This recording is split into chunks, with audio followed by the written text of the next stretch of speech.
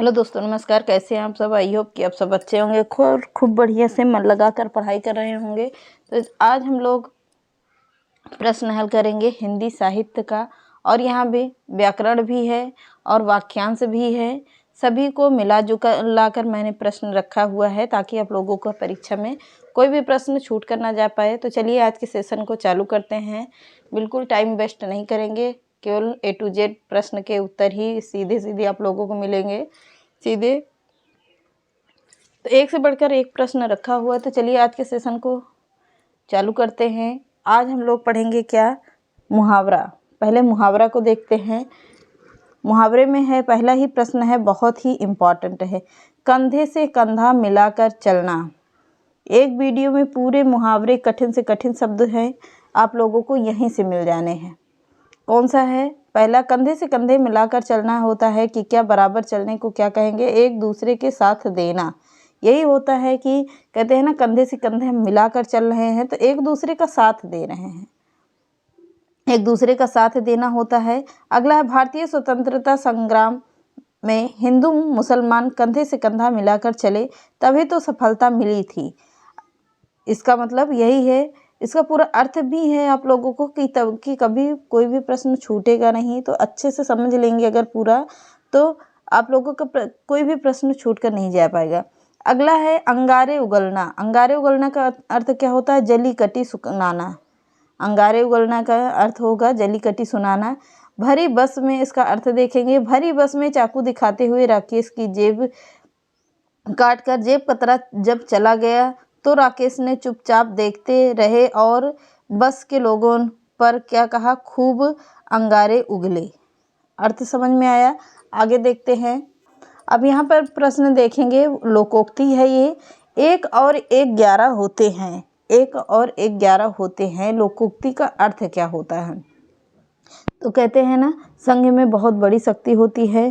तो क्या है? संघ में बहुत बड़ी शक्ति होती है, इसी को कहेंगे 1 और 1 11 होना। अगला है, कठिन काव्य का प्रेत किसे कहा जाता है? तो कठिन काव्य का प्रेत केशवदास जी को कहा जाता है। किसे? केशवदास जी को कहा जाएगा। अगला है, कबीर किस काव्य धारा के कवि थे? तो कबीर किस काव्य धारा के कवि थे? तो ज्ञान मार्गी कवि काव्य के कौन थे? ज्ञान मार्गी के कबीर काव्यधारा के कवि माने जाते हैं। अगला है, कलम का जादूगर किस कवि लेखक को कहा जाता है? तो कलम का जादूगर किस लेखक को कहा जाएगा? राम वृक्ष बेनीपुरी को कहा जाता है क्या? कलम का जादूगर। अगला है, कलम तोड़ना अर्थ क्या होता है? मुहावरे का अर्थ क्या होता है? बहुत अच्छा लिखना। बहुत ही सुंदर। किसी किसी की राइटिंग देखते हो कि बहुत ही अच्छा लिखा होता है तो कहते हैं ना कि क्या जी तोड़ मेहनत किया है, या कलम तोड़ दी है इसने लिखने में। तो क्या होता है? बहुत ही सुंदर लिखना या अच्छा लिखना को क्या कहेंगे? कलम तोड़ना। अगला है, किस काल को हिंदी साहित्य का स्वर्ण युग काल कहा जाता है? मैंने आप लोगों को कई बार ये प्रश्न रटा होना चाहिए कि भक्ति काल को क्या कहा जाता है? स्वर्ण युग काल कहा जाता है। क्लियर हुआ? आगे है, किस बोली भाषा को अंतर्वेदी के नाम से जाना जाता है? तो किस बोली भाषा को अंतर्वेदी के नाम से जाना जाता है? ब्रज भाषा और बोली को क्या कहा जाता है? अंतर्वेदी के नाम से जाना जाता है। अगला, किसे राष्ट्र कवि कहा जाता है? तो राष्ट्र कवि किसे कहा जाएगा? रामधारी सिंह दिनकर को क्या कहा जाता है? राष्ट्र कवि कहा जाता है। कौन सी भाषा हिंदी की आद्य जननी है? तो कौन सी है? हिंदी की आद्य जननी किसे कहा जाएगा? संस्कृत को क्या कहा जाता है? हिंदी की आद्य जननी कहा जाता है संस्कृत को। अगला है, खिसियानी बिल्ली खंभा नोचे। लोकोक्ति का अर्थ क्या होता है? असफलता से लज्जित होकर क्रोध करना। इसी को कहते हैं ना, खिसियानी बिल्ली खंभा नोचे। घोंसले में चिड़िया। अधिकरण कारक। अंदर रहेगी अधिकरण कारक होगा, बाहर रहेगी तो अपादान। अलग होने की दृष्टि से क्या होता है? अपादान कारक होता है। समझ में आया? आगे बढ़ते हैं। चरण कमल बंदो हरिराई में कौन सा अलंकार है? चरण कमल बंदो हरिराई में कौन सा अलंकार है? तो यहाँ पर है रूपक अलंकार। कौन सा अलंकार है? तो रूपक अलंकार है। अगला है, चाय किस भाषा का शब्द है? तो चाय चीनी भाषा का शब्द है। क्या? चाय चीनी भाषा का शब्द है। अगला है चारों चरणों में समान मात्राओं वाले छंद को क्या कहते हैं। तो चारों चरणों में समान मात्राओं वाले छंद को कहते हैं क्या, सममात्रिक छंद कहते हैं। क्या कहेंगे, सममात्रिक छंद कहेंगे। अगला है छंद का सर्वप्रथम उल्लेख कहाँ मिलता है। तो छंद का सर्वप्रथम उल्लेख मिलता है कहाँ, सारंग वेद में मिलता है। कहाँ मिलेगा, सारंग वेद में मिलेगा। अगला है जिंदा रहने की इच्छा जिजीविषा होती है। क्या जिंदा रहने की इच्छा क्या होती है, जिजीविषा। खाने की इच्छा मुमुक्षा होता है। जंगल में आग लगने वाले को क्या कहेंगे, बड़वाग्नि कहते हैं। पेट में लगने वाली आग को क्या कहेंगे, वाक्यांश के लिए जठराग्नि कहेंगे। अगर किसी समुद्र में लगने वाली आग को क्या कहेंगे, बड़वा नल कहते हैं। क्लियर हुआ। आगे बढ़ते हैं। जिंदा रहने की इच्छा क्या होती है, जिजीविषा होती है। मरने की इच्छा मुमूर्छा होता है। खाने की इच्छा क्या होता है, बुभुक्षा। अधिक खाने वाला क्या कहेंगे, अधिक खाने वाले को क्या कहेंगे, हाही कहा जाता है। कम खाने वालों को क्या कहेंगे, मित व्यय कहा जाता है। हाथी हाँकने का हुक क्या कहा जाता है, जिसे हाथी को तीर की तरीके रहता है उसे क्या कहते हैं, अंकुश कहते हैं।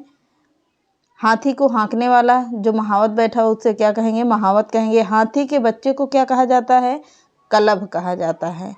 एक चीज से कई प्रश्न तैयार होते हैं, वाक्यांश के लिए एक शब्द में होता है।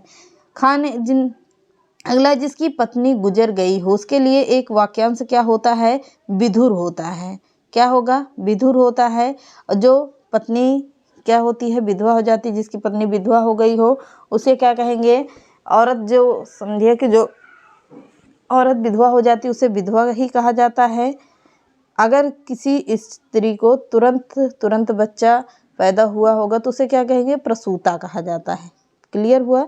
आगे है, जो कि शीघ्र प्रसन्न हो जाए वाक्य के लिए क्या कहा जाता है। तो जो शीघ्र प्रसन्न हो जाए उसके लिए एक वाक्यांश होगा आशुतोष। क्या होता है, आशुतोष होता है। जो भोजन रोगी के लिए निषिद्ध है, वाक्यांश के लिए एक शब्द क्या होगा, अयद्ध होगा। क्या होता है, अयद्ध होता है। अगला है, जो व्यतीत हो गया हो उसके लिए वाक्यांश के लिए एक शब्द क्या होगा, अतीत कहा जाता है। व्यतीत का अतीत हो जाएगा। जो हिसाब किताब की जांच रखता हो उसे क्या कहते हैं, अंकेक्षक कहते हैं। अंकेक्षक कहेंगे किसे, जो हिसाब किताब की जांच करता हो। अगला है, जौहर खुलने का अर्थ क्या होता है, भेद का पता लगना। क्या होता है, जौहर खुलना है। अगला है, ठनठन गोपाल का अर्थ क्या होता है। ठनठन गोपाल का अर्थ होता है कंगाल होना।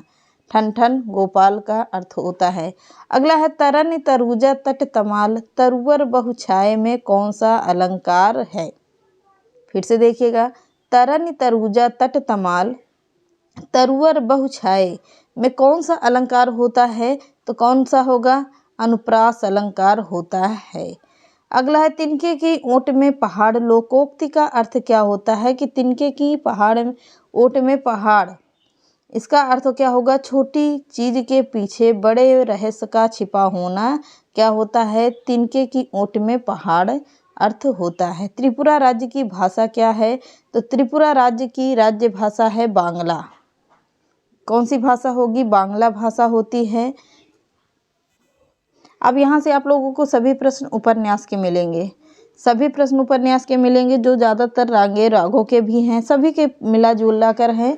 तो पहला ही प्रश्न देख लेते हैं, भारती का सपूत क्या किसकी रचना है, किसकी है, कब की, पहले कब की रचना है या कब का उपन्यास माना जाता है। तो 1954 ईस्वी का उपन्यास माना जाता है। किसका है, तो रांगे राघव का है। किसके ऊपर आधारित है, यह भारतेंद्र हरिश्चंद्र के ऊपर लिखी गई हिंदी का प्रथम जीवनी परक उपन्यास माना जाता है। क्लियर हुआ। आगे बढ़ते हैं।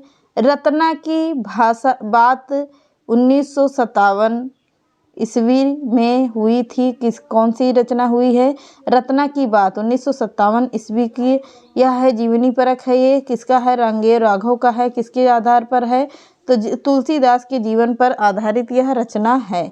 अगला है, लोई का ताना। लोई का ताना है 1974 ईस्वी की रचना है। किसका है, रांगे राघव का है। किसके जीवन पर आधारित है, तो कबीर दास जी के जीवन पर आधारित यह रचना है। अगला है, मानस का हंस। मानस का हंस कब की रचना है, 1974 ईस्वी की रचना है। कौन सी है? तो अमृतलाल नागर की रचना है। तुलसीदास जी के जीवन पर आधारित यह रचना है। मानस का हंस। अगला है मेरी बहु बाधा हरो राधा नागर सोय। इसकी पूरी लाइन होगी मेरी बहु बाधा हरो राधा नागर सोय। 1976 ईस्वी की रचना है। रांगे राघव की है। बिहारी जी के जीवन पर आधारित यह रचना है। अगला है धूनी का धुआं कब की रचना है? तो 1978 ईस्वी की रचना है। रांगे राघव जी की रचना है। ये किसके जीवन पर आधारित है? तो गोरखनाथ जी के जीवन पर आधारित यह उपन्यास है। अगला है यशोधरा जीत गई। यह भी रचना किसकी है? रांगे राघव की है। किसके जीवन पर आधारित लिखी गई है? यह तो भगवान बुद्ध के जीवन पर आधारित यह उपन्यास लिखा गया है। यशोधरा जीत गई रांगे राघव ने लिखा था। देवकी का बेटा है क्या? रांगे राघव की रचना है। ये भी उपन्यास है या जीवन पर क्या है? एक नाटक भी है, माना जा सकता है, नाटक ही होगा। तो नाटक के ही रूप में लिखा गया है। यह कृष्ण जी के जीवन पर आधारित है। यह नाटक देवकी का बेटा रांगे राघव ने लिखा है। अगला है खंजन नयन से ही पता चलता है किसकी रचना है। तो सूरदास जी के जीवन पर आधारित होगी। किसने लिखा है? तो अमृतलाल नागर ने लिखा है। कब लिखा है? तो 1981 ईस्वी में लिखी गई है।